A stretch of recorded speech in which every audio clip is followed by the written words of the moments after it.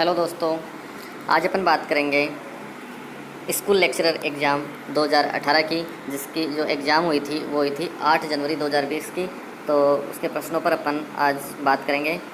तो दोस्तों, पहला जो प्रश्न है वो है अपना कि दो उन्नतोदर तटस्था वक्र है। दो उन्नतोदर तटस्था वक्र है, उसके बाद में ऑप्शन है कि एक दूसरे के समांतर होते हैं, एल आकृति के होते हैं, या फिर एक दूसरे के समांतर नहीं हो सकते, या फिर एक दूसरे को काट सकते हैं। तो दो तटस्थ वक्र हैं, इसका सही जवाब है वो है एक दूसरे के समांतर होते हैं। दोस्तों, एल आकृति के तटस्थ वक्र नहीं होते हैं। तटस्थ वक्र आपस में एक दूसरे को काट भी नहीं सकते हैं और एक दूसरे के समांतर नहीं हो सकते हैं, ये भी गलत है। तो इसका सही जवाब है वह एक दूसरे के तटस्थ वक्र समांतर होते हैं।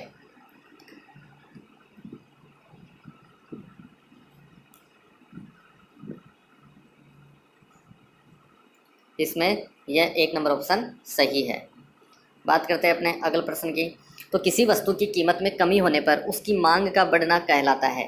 वस्तु की कीमत में कमी हो रही है, कमी होने पर वस्तु की मांग मतलब कीमत के कारण उसकी मांग अगर बढ़ती है तो इसको क्या बोलते हैं? ऑप्शन नंबर 1 है मांग में वृद्धि, ऑप्शन नंबर 2 मांग में परिवर्तन, ऑप्शन नंबर 3 है मांग का विस्तार और ऑप्शन नंबर 4 है मांग का संकुचन। तो दोस्तों, इसका सही जवाब होगा ऑप्शन नंबर 3 मांग का विस्तार। अगर कीमत में कमी या वृद्धि के कारण कोई वस्तु की मांग में बढ़ती है मांग या फिर घटती है तो मांग का विस्तार या मांग का संकुचन से उसको संबोधित करेंगे। बाकी मांग में जो वृद्धि है वो कीमत के अलावा अन्य कारणों से होती है। तो दोस्तों, अपने दूसरे प्रश्न का आंसर हो गया मांग का विस्तार, ऑप्शन नंबर 3। अब अपन बात करते हैं प्रश्न नंबर 3। गिफिन वस्तुओं के लिए कीमत उपभोग वक्र का आकार क्या होता है?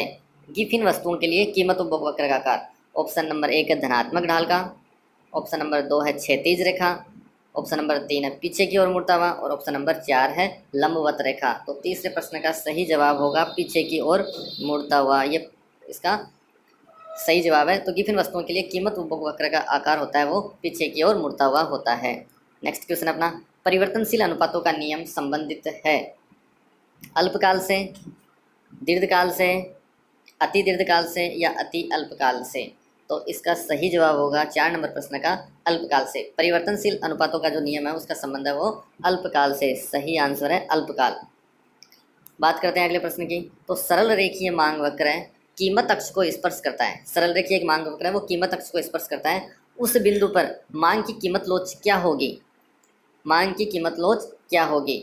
तो पूर्णतया बेलोचदार या फिर पूर्णतया लोचदार या अत्यधिक लोचदार और इकाई के बराबर लोचदार। दोस्तों, प्रश्न है कि ये अपना कीमत रेखा है और ये मांग वक्र है, ये यहाँ पे इसको स्पर्श कर रहा है, तो यहाँ पर क्या होगा? तो इसका सही जवाब 5 नंबर प्रश्न का होगा 2, पूर्णतया लोचदार। ठीक है। सरल रेखा मांग कीमत अक्ष को स्पर्श करता है, कीमत अक्ष को स्पर्श करता है, सॉरी ये यहाँ की बात कर रहा है, यहाँ की। तो यहाँ पर क्या होगा? पूर्णतः लोचदार होगा ये। अब बात करते हैं अगले प्रश्न की। यदि पैमाने के प्रतिफल स्थिर है तो परिवर्तनशील साधन का प्रतिफल होगा। पैमाने के प्रतिफल स्थिर है तो परिवर्तनशील साधन का प्रतिफल क्या होगा? स्थिर होगा, वर्धमान होगा, स्थिर व वर्धमान दोनों होगा, या फिर ह्रासमान होगा। तो 6 नंबर का आंसर होगा वो है स्थिर होगा। ऑप्शन नंबर 1 सही है। यदि एसी गिरती हुई है तो अगर एसी मतलब औसत लागत है वो गिरती हुई होगी तो ऑप्शन 1 है एमसी भी गिरती हुई होगी, ऑप्शन 2 है एमसी ज़्यादा होगा एसी से, या फिर एमसी बढ़ती हुई होगी एसी से बढ़ती हुई होगी, या फिर एसी वो ज़्यादा होगी एमसी से। तो प्रश्न नंबर जो 7 है उसका सही जवाब है एसी बड़ी होगी एमसी से। प्रश्न नंबर 8 है एकाधिकार की स्थिति में कौन सा सत्य नहीं है? एकाधिकार की स्थिति में कौन सा सत्य नहीं है? तो 8 नंबर प्रश्न का सही जवाब है वो है ऑप्शन नंबर 3 कि एकाधिकार स्थिति में कौन सा सत्य नहीं है, मतलब यह सत्य नहीं है, बाकी ये सारे सत्य है। ये सारी चीज़ें पॉसिबल है एकाधिकार की स्थिति के अंदर। बात करते हैं 9 नंबर प्रश्न की। तो एक पूर्ण प्रतियोगी फर्म को सामान्य लाभ प्राप्त होते हैं। पूर्ण प्रतियोगी फर्म को सामान्य लाभ प्राप्त कब होंगे? तो इसमें ऑप्शन नंबर आपका सही आंसर होगा 1 नंबर ऑप्शन LMC बराबर SMC P बराबर MR। ये ऑप्शन आपका सही होगा। पूर्ण प्रतियोगी फर्म को सामान्य लाभ कब प्राप्त होंगे? नेक्स्ट क्वेश्चन है, फर्म के सिद्धांत में विक्रय लागत की अवधारणा का प्रतिपादन किसके द्वारा किया गया था? फर्म के सिद्धांत में विक्रय लागत की अवधारणा का प्रतिपादन किसके द्वारा किया गया? तो इसका सही जवाब है चैम्बरलिन के द्वारा विक्रय लागत की अवधारणा का प्रतिपादन किया गया।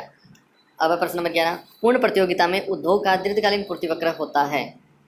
पूर्ण प्रतियोगिता में उद्योग का दीर्घकालीन पूर्ति वक्र होता है हमेशा धनात्मक ढाल का। ऑप्शन 2 है लागत स्थिति के अनुसार धनात्मक ऋणात्मक ढाल का अथवा क्षैतिज। ऑप्शन नंबर 3 है ऋणात्मक ढाल का। ऑप्शन नंबर 4 है लंबवत। तो इसका सही जवाब होगा वो है हमेशा धनात्मक ढाल का। पूर्ण प्रतियोगिता में उद्योग का दीर्घकालीन पूर्ति वक्र क्या होता है? तो हमेशा धनात्मक ढाल का होगा। प्रश्न नंबर 12 है दोस्तों कि जब श्रम का औसत उत्पादन बढ़ता है तब श्रम का सीमांत उत्पादन होता है। औसत उत्पादन है वो लगातार बढ़ रहा है, तो सीमांत उत्पादन क्या होगा? श्रम के औसत उत्पाद के बराबर होगा। ऑप्शन 2 है श्रम के औसत उत्पाद से अधिक होगा, या श्रम के औसत उत्पाद से कम होगा, या न्यूनतम होगा। तो 12 नंबर प्रश्न का सही आंसर है श्रम के औसत उत्पाद से अधिक होगा। श्रम का औसत उत्पादन जब बढ़ता होगा तो औसत उत्पादन है ना AC उससे अधिक होगा। प्रश्न नंबर 13 है, निम्न उदाहरण किस प्रकार के पैमाने के प्रतिफल को व्यक्त करता है? किस प्रकार के पैमाने के प्रतिफल को व्यक्त करता है ये उदाहरण? तो देखो इसमें उत्पादन इकाइयाँ 200, एक मशीन एक श्रम, 200 उत्पादन की इकाई उत्पादन होता है। जब 4 मशीन और 4 श्रम लगाते हैं तो 350 होता है। तो यह पैमाने का कौन सा प्रतिफल है?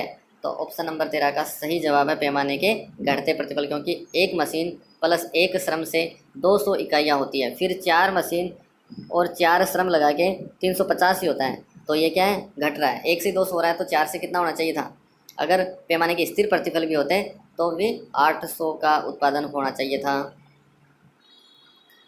प्रश्न नंबर 14 है, लागत वक्रों के संबंधों के संदर्भ में निम्न में से कौन सा कथन सत्य नहीं है?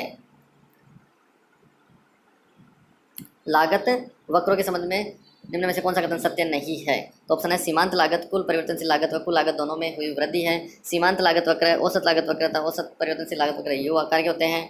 औसत लागत वक्र सीमांत लागत वक्र को उसके न्यूनतम बिंदु पर प्रतिष्ठित करता है। औसत स्थिर लागत वक्र उत्पादन में वृद्धि के साथ साथ गिरता चला जाता है। तो इसका सही जवाब होगा ऑप्शन नंबर 3, सत्य नहीं है। तो ये सत्य नहीं है, बाकी ये सारे सत्य है। ये सारे सत्य है, ये भी सत्य है और ये भी सत्य है। अब प्रश्न नंबर 15 कि सर्वप्रथम किस के द्वारा उपभोक्ता की बचत की अवधारणा प्रतिपादित की गई थी? उपभोक्ता की बचत की अवधारणा को सबसे पहले किसने प्रतिपादित किया था? तो ऑप्शन नंबर 1 ड्यूपिट ने किया था, एडम स्मिथ ने किया था, या पिगू ने किया था, रॉबिन्स। तो उपभोक्ता की बचत की अवधारणा में अपन सबसे पहले पढ़ते हैं ड्यूपिट को। तो उपभोक्ता की बचत की अवधारणा की प्रतिपादन किसने की? ड्यूपिट ने की। तटस्थ वक्र निम्न में से किसके लिए उपभोक्ता के तटस्थ व्यवहार को दर्शाते हैं? किसके लिए उपभोक्ता के तटस्थ व्यवहार को दर्शाते हैं? तो वस्तु के संयोग के चयन, वस्तुओं के उपभोग, वस्तुओं के उत्पादन, वस्तुओं के विनिमय। तो 16 नंबर का सही जवाब होगा वस्तुओं के संयोग के चयन को।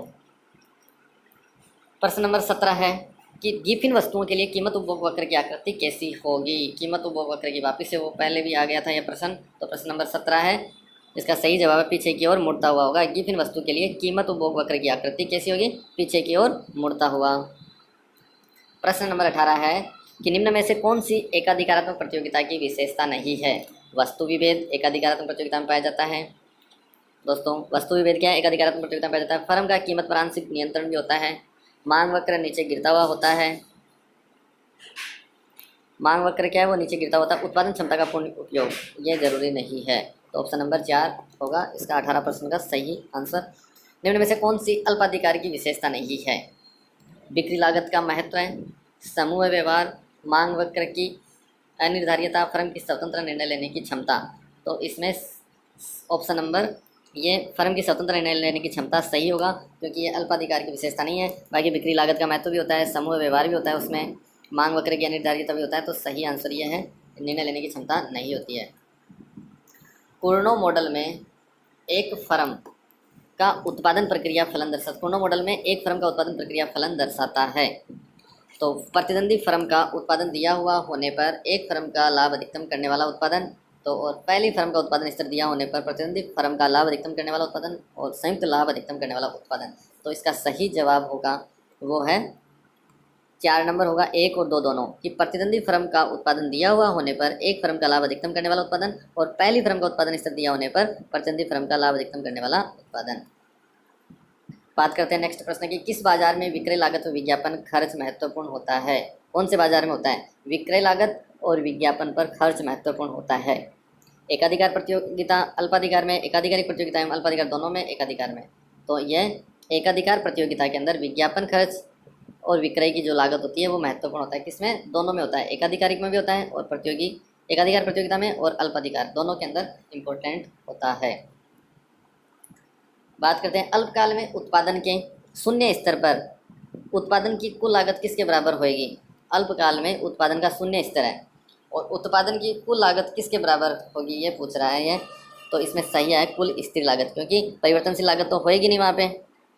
तो अल्पकाल में शून्य उत्पादन है तो कुल स्थिर लागत के बराबर वहाँ पे उत्पादन होगा। निम्न में से कौन सा एक कपट संधायी अल्पाधिकार अल्पाधिकार का मॉडल है? कपट संधायी अल्पाधिकार, देखो क्या लिखा है, इसका मॉडल कौन सा है? कुर्नो का मॉडल, बर्ट्रैंड का मॉडल, मूल्य नेतृत्व मॉडल, विंकुचित मांग वक्र मॉडल। तो इसके अंदर 23 में सही जवाब होगा मूल्य नेतृत्व मॉडल। कपट संधायी अल्पाधिकारी का मॉडल है ये। प्रश्न नंबर 24 है, निम्न में से कौन सा अल्पाधिकारी मॉडल कुर्नो के मॉडल का विस्तार है? कुर्नो के मॉडल का विस्तार कौन सा है? तो इसका सही जवाब होगा स्टेकलबर्ग मॉडल। कुर्नो के मॉडल का विस्तार कौन सा है? स्टेकलबर्ग मॉडल। सहसंबंध गुणांक का न्यूनतम मूल्य होता है। सहसंबंध गुणांक का न्यूनतम मूल्य कितना होता है?